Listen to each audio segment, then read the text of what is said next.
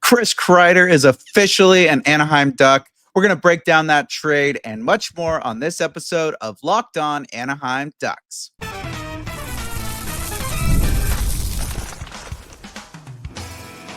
You're Locked On Ducks, your daily podcast on the Anaheim Ducks, part of the Locked On Podcast Network, your team every day.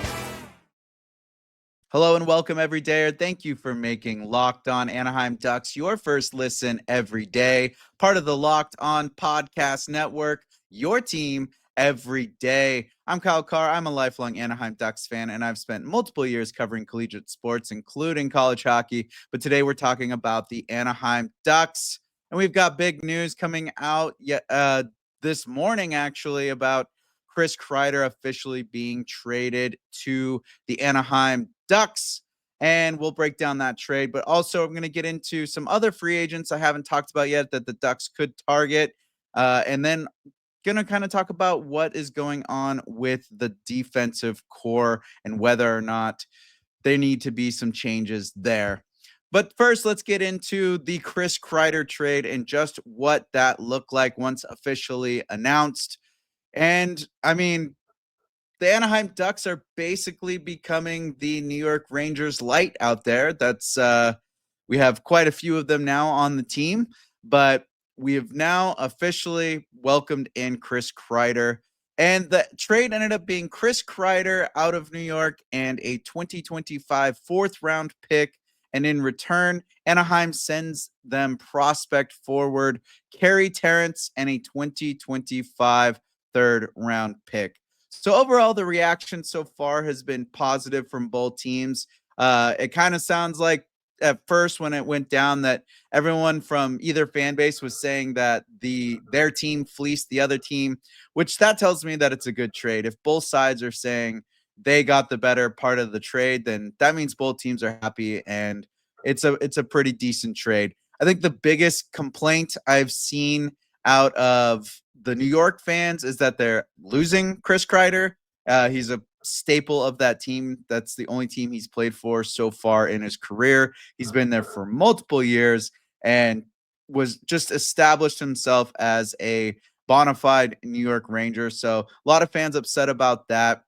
In regards to Anaheim fans, a little concern about the age of Chris Kreider, and then with his injury woes of last season, whether or not he's going to be the 60, 70 point score that we've seen, or is he going to be the 30 point score that we saw of recent?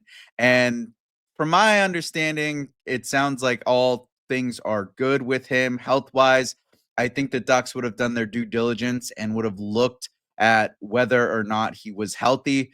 So I definitely think that he's going to be good.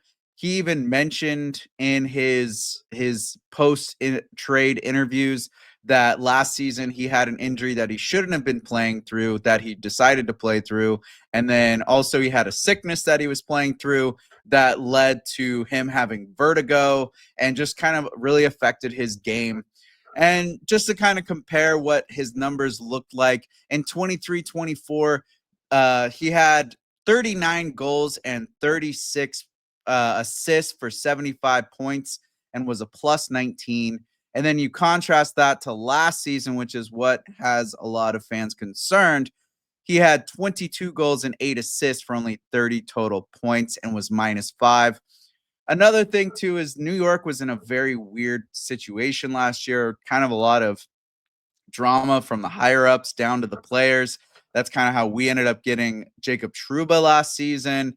And it just sounds like a lot of things were just falling apart out in New York. So I don't think that lack of production from last year is all Chris's fault. Sounds like, yes, there was the injury issue, but he was fighting through that he shouldn't have, the sickness, and then the team itself was just not there. So now coming over to a new team, a younger team, a team that seems to be very up on the rise, I think will very much spark the type of player that he's known for. He's seen, like, there's a lot of great things that can come out of Chris Kreider. And I'm absolutely excited, especially with Pat Verbeek wanting to get the power play and special teams worked up and getting a lot better. Well, if there's someone to bring on to help our power play, it's definitely Chris Kreider. I mean, some better numbers to look at in regards to Chris Kreider is that in the last 4 seasons, the only other player with as many goals and playoff goals as him, the only other ones in the league, see if you know these names, Connor McDavid, Leon Draisaitl, Mikko Rantanen, Nathan McKinnon, and Sam Reinhart. That's some pretty good company to keep, to have only those players either match or have just above him in goals scored during the regular season and playoffs. Those are some big names, two of which are actually three of which have been in the Stanley Cup Finals the last 2 years in a row. So definitely a little bit longer campaigns for those teams, and the fact that he's up there in that category is awesome. Also, since 2012, 2013, which was Kreider's first year in the league, so he's been with the Rangers since 2012. He is the only player to have 300 goals, 100 power play goals, 50 game-winning goals, and 10 short-handed goals. So if anyone is going to revitalize the power play for Anaheim, it is definitely Chris Kreider. He brings just a nose for the net into Orange County. And then I haven't even mentioned that he literally has like this insane bond with Trevor Zegras. Trevor Zegras looks up to him a ton. They do the shoulder check campaign during the off season where they play together and basically help with mental health issues and stuff like that. And they absolutely get along together. I mean, even Zegras mentioned or posted on his story on Instagram after the trade was official with a picture of the two of them together smiling, and he put a duck emoji, a heart emoji, and a goat emoji. So you could see Z's definitely pumped up. And something that I really, really am pumped about that came out of Chris Kreider's interview that doesn't really necessarily have to do with Kreider himself is the fact that when he was talking about why he chose Anaheim, he basically said that Strome, Vetrano, Truba, all these guys they sold the team. Zegras, like they inadvertently sold Anaheim and the community, the culture of the team, the potential of the team, just from them talking about how things are going, got him thinking and made him waive his no move clause to come to Anaheim. That is huge. If the players are creating that much buzz around this team and someone's is willing to move their no trade clause for the opportunity to come out here, obviously there's something going in that locker room that's contagious. And if guys from across the country are going to feel that just from talking to them, that's a good sign for the Anaheim Ducks. Another big thing that came out of his speech and interviews after getting traded, Coach Quenneville was a massive reason of why he chose Anaheim as well. So that says so much when last year we couldn't even get people to sniff the Anaheim Ducks because of the coaching. And now guys are waiving their no move clauses to come over to this team. That just says a ton about the culture that's being built, the coaching expectations that are going to be around this team, and people are wanting to come into Orange Country, into Anaheim, and be part of this Ducks squad. So that just gets me really pumped up for what the free agency is about to look like in July and what kind of names Anaheim can bring in. And there's a name that I haven't really talked about, but I think this trade with Kreider is really going to help shape what's coming up in free agency, and we'll get into that next. Are you looking for a snack that's both delicious and nutritious? Crack into a good source of protein with Wonderful Pistachios. Wonderful Pistachios is one of the highest protein nuts. Each 1 ounce serving has 6 grams of protein, giving you over 10% of your daily value. Plus, they're packed with fiber and better for you unsaturated fats to help keep you feeling fuller longer. I love the no shell variety. Those are my jam. Whenever I have to go to a beer league game, I had a game uh, tonight on Thursday, and man, I was feeling a little low on the energy. I grab a handful of the no shell variety, wonderful pistachios, get my proteins, get my unsaturated fats, feeling fuller longer, gets me through all 60 minutes of the beer league game. And you don't even realize you're hungry anymore. That's how wonderful pistachios are. So make sure you get snacking and get cracking with the snack that packs a protein punch. Visit wonderfulpistachios.com to learn more. So now that the trade is officially done with the Ducks bringing Chris Kreider over, obviously the Ducks are going to be taking a hit on the cap space. However, they still have the third most cap space available, even with Kreider's contract being added in. He was a nearly $7 million contract, but did not make as nearly as much of a dent as it would on other teams with the amount of draft capital or even cap space that Anaheim has. So good things there. Jeff Merrick came on yesterday and said that expect that Anaheim is going to be involved with every major name that is in play this offseason. It was either yesterday or today. And with the amount of cap space they have, obviously that makes a lot of sense, but pretty insane that Verbeek's basically going to be targeting any single name that's going to be coming up that's either trade or free agency. And I've already talked about how the Ducks are apparently offering Mitch Marner upwards of $14 million. They're heavily invested in the Jason Robertson possibility of a trade. So those are some big names already right there. But someone I haven't really talked about that's in the Nikolaj that is in the free agency, the unrestricted free agency talk is Nikolaj Ehlers. And I could see him being a good piece for Anaheim. I think he'd be obviously he's not going to be bringing the same level of points as potentially Mitch Marner can, but he's bringing a lot less of a paycheck than Mitch Marner is going to be needing with a $14 million contract. I feel like Ehlers could be a lot lower. He's a very, very skilled top six forward that's hitting the free agency market, unrestricted free agent. It doesn't sound like he's going to be staying with Winnipeg. There was no extension made during the season, and all talks are that he is going elsewhere. I like the type of player that he is. I think he's a much more physical player than Mitch Marner in my eyes. I like the way that he plays during playoffs. I like the way he plays during the regular season. He's gonna be a guy that's not. Yes, he's not gonna have the pop and the bang that Mitch Marner has, which I'm still questioning how much of that is going to be the same without the other players that he had in Toronto with him. So questions there. But when it comes to Nikolaj Ehlers, he's always spent his whole career in Winnipeg. He's been a constant producer for them. Basically an average of about 50 points a year. In the 23-24 season, Ehlers scored 25 goals, had 36 assists for a total of 61 points, and was plus 27.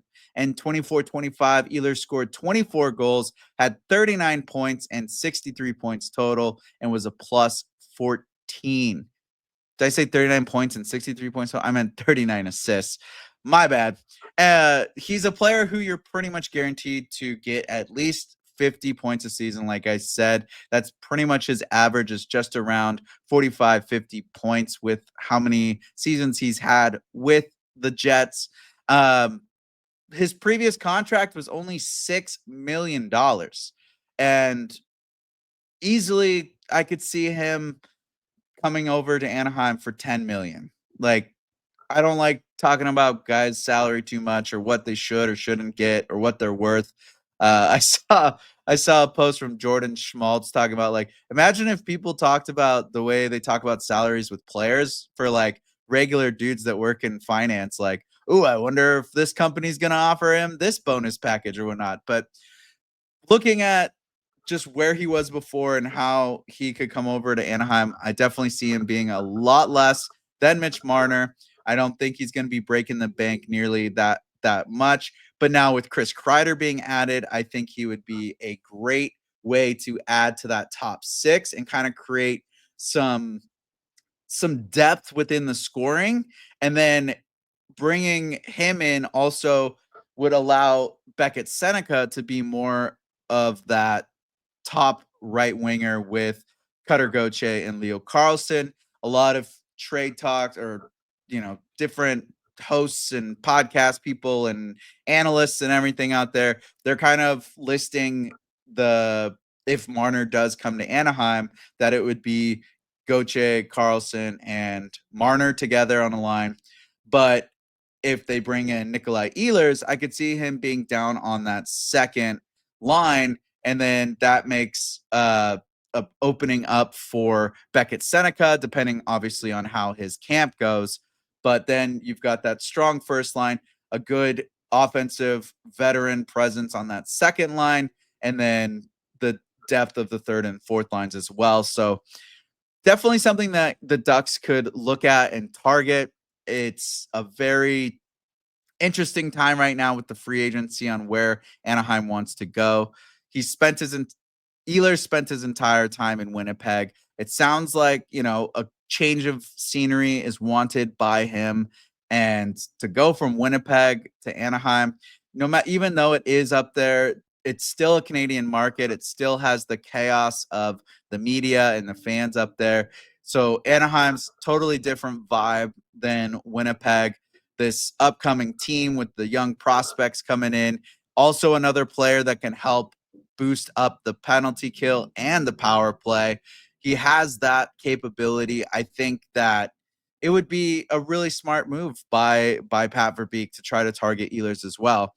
It would give the Ducks an opportunity to really use more of a physical, fast type of play as well. His play style would absolutely fit with the rush style of offense that Anaheim likes to use and that a lot of these younger cats are good at.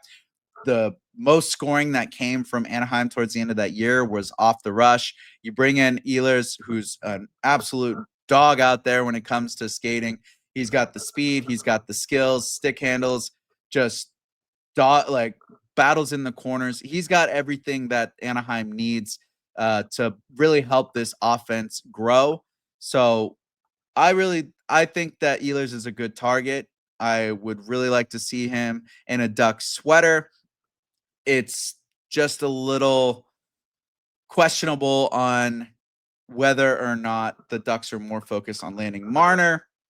And if they don't land Marner, will other people have already been talking to Ehlers? Will he already be focused on something else? That's where I have a little bit of a issue with the Ducks trying to target Marner. I just don't know where their focus and how much they're spending time with these other free agent players, and kind of looking at the trade market as well, looking at the cap space. We got a lot of contracts to sign in the next couple of years. So where is that going to leave us in the 2026 time frame? So a lot of question marks there. But like Jeff Merrick said, Anaheim's probably going to be involved with every big name. And so Ehlers, Besser, Marner are probably the top three of the unrestricted free agents that are available right now. And with the Jason Robertson trade potential there's a lot of money that could be being spent on some veterans, and then kind of leaving the growing pool of talent that the Ducks have right now kind of being stranded without contracts or without that money. So a lot of question marks, a lot to look at. I would definitely like to see Nikolaj Ehlers as a Anaheim Duck, and I think it would be a much more bargain type play than just solely going for Mitch Marner. But with most of free agency and trade discussions, I've pretty much only covered the forwards group and the potential of who they could bring in to boost up the forwards, but I haven't really been talking about the defense. And I'll get into just what I have in mind and what I see coming in regards to the defensive changes this offseason up next.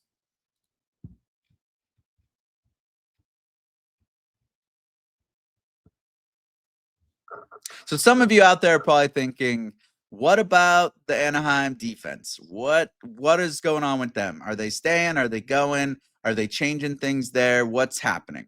Well, when I really look at the defense for the Ducks and I look at the contracts, I look at the the veterans they have there, I look at the youth that are there, I just don't see a lot of changes being necessarily done this season or needing to be done this season, and that next offseason would be more of an understanding or trying to figure out really what needs to be done for the defensive core. They have an extremely large logjam when it comes to the prospect pool, with defensive prospects, with Gudis and Trouba really being the only veterans that are on the team now within the defense. With Oliver Chillington, kind of that contract's done now. He's a UFA. I don't really see him returning to Anaheim. I didn't really see the fit there in general. So really, yeah, Gudis and Trouba are kind of the only veterans taking up space right now. They both only have a year on their contracts, so I see them just helping these young cats develop this year, and then sailing off into the sunset, or maybe Trouba signs an extension. But it does seem like Gudis is kind of coming to the end of things with writing his book and everything. Um, but I really see Gudis and Trouba staying on to be the the developers and kind of the mentors for players like Stan Solberg and Tristan Luneau. They seem to be the big new guys that are going to be coming up, and at least the more physical type defensemen that the Ducks are going to be needing, especially in the long run when it comes to playoffs and everything. So to keep Gudis and Trouba, two guys that really know how to put people into next week when it comes to their hits, keep them around, be the mentors, show them how to do it, show them the ways of being the tough guy, the big hard hitter and all that, and then worry about that next season. The team that the group that we have right now, other than those two, we've got Jackson Lacombe, absolutely not worried about him going anywhere. We got Olin Zellweger and Pavel Minchikov, which I mentioned on Monday's episode. They are the most, I think, not at risk, but they have the most pressure on them this year, just with the weirdness that has been their start to the career. And this year having a new defensive coach and Coach Q, I think this is a real prove it year for them. And then with Drew Hellison, I really like the way that he ended up coming up and playing. I don't see him really going anywhere. I think he was kind of a surprise for the team in general, and he had a pretty outstanding year. So I could see him really pushing the boundaries and the limits of his play as well. So the decor is pretty locked in. We've got the guys down in San Diego that are also coming up. The only kind of struggle with the defense prospect pool is it's mostly left-hand shots, lefties, where the only right-handed shot right now is Tristan Luneau. So where that could kind of be relieved though with this upcoming draft if they pick Mertka. So that's really the only other glaring issue with the handedness of the players. But overall, there's a very strong core of young prospects coming up in the defensive areas. But we know how Anaheim is. They have these great young defensemen come into the team. They develop them. They play pretty well. And then they get shipped off, and then they end up winning a Stanley Cup. And you could look at Josh Manson. You could look at Brandon Montour. You've got, Hampus Lindholm went pretty far with the Bruins once he went out there as well. Cam Fowler sets a pretty much sets a record. I don't know if he actually set it or broke it or if he got close, but sets a record in the postseason as a defenseman with the Blues. Just Anaheim knows what they're doing when it comes to defense. It's just retaining them and putting them as part of an entire structure.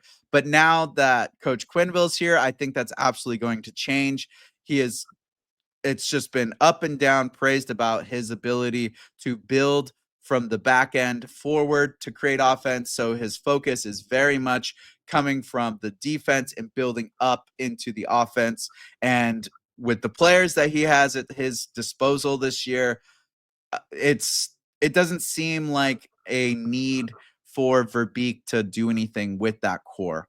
And yes, they were a little scary last year. Thank God for Lukas Dostal, John Gibson, Billy Husso, all the guys that stood on their heads for the Ducks last year and really helped with that improvement in points because the defense was not it. I'm pretty sure they both were like the highest shots allowed in the league. So the defense does need to lock down, but that's where I see that Quenneville coming in and changing that method and that these guys will be better defensemen, but also bringing in a better veteran forward group and having more opportunity to score. That was a huge struggle with Anaheim in the last few seasons, is actually getting offense and getting goals for. That would take off so much pressure from the defense because when the offense isn't scoring, the defenders know that they have to play that much harder. They have to be that much more locked in. So then they're squeezing the sticks a little bit more. Those mental mistakes kind of creep in. But if the forward group is providing offense and the Ducks are finally, getting the first couple goals of the game, or they get to keep leads and play, that's going to allow the defense to have a little bit more looseness in their game. And they're going to play a little bit more heads up and have a little more flexibility. And it just, everything, it's like a cycle. It just keeps building back and back and back. The better the forwards do, the better the defense does. The better the defense does, the better the forwards do. And then the better the forwards and defense do, the better the goalies do. And the better the goalies do, and so on and so forth. So I see a very upward trend occurring right now with Anaheim. And I just don't see that the Ducks need to do anything this offseason with their defense.